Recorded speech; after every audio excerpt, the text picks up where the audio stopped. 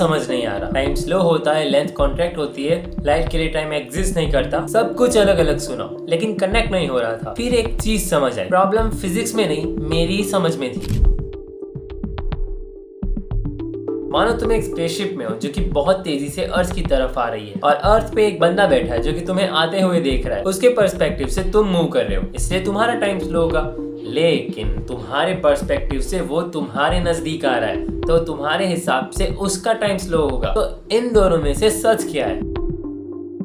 दोनों। And that's the relativity. दूसरी बात, तुम जो देख रहे हो वो अभी प्रेजेंट नहीं है। सन 8 मिनट पुराना, स्टार्स कई साल पुराने, मतलब कोई यूनिवर्सल अभी एग्जिस्ट ही नहीं करता, यानी प्रेजेंट सिर्फ चला हुआ है जिससे तुम नहीं बच सकते। अब सबसे वियर्ड पार्ट, लोग कहते हैं कि लाइट में तो मास होता ही नहीं है, फिर भी ब्लैक होल से क्यों एक्सेप्ट नहीं कर पाता। अब देखो, ना ही मैं तुम्हें रिलेटिविटी पढ़ाने वाला हूँ, ना ही तुम्हें इक्वेशन समझाने वाला हूँ। अभी के लिए सिर्फ इतना ही समझो कि जैसा ह्यूमन शॉर्टकट प्रेफर करते हैं, उसी तरीके से एटम्स या कहो फोटॉन्स भी सिंपलेस्ट पाथ फॉलो करते हैं। नॉर्मल स्पेस में ये पाथ स्ट्रेट लाइन होता है, लेकिन एक कर्व में ये पाथ भी कर्व होता है। अब सोचो एक ऐसी जगह जहाँ स्पेस टाइम इतना ज्यादा बेंड हो जाता है कि हर पॉसिबल पाथ सिर्फ अंदर की तरह ही पॉइंट करता हो। That's the black hole. सरल भाषा में लाइट के पास कोई पाथ ही नहीं है बाहर जाने का। तो रिलेटिविटी है क्या? सिंपल, तुम जो देखते हो वो नहीं होता। सब कुछ एक साथ सही भी है और गलत भी, यानी कि मल्टीपल यूनिवर्सेस एक ही यूनिवर्स में एग्जिस्ट करते हैं फ्रॉम डिफरेंट पर्सपेक्टिव।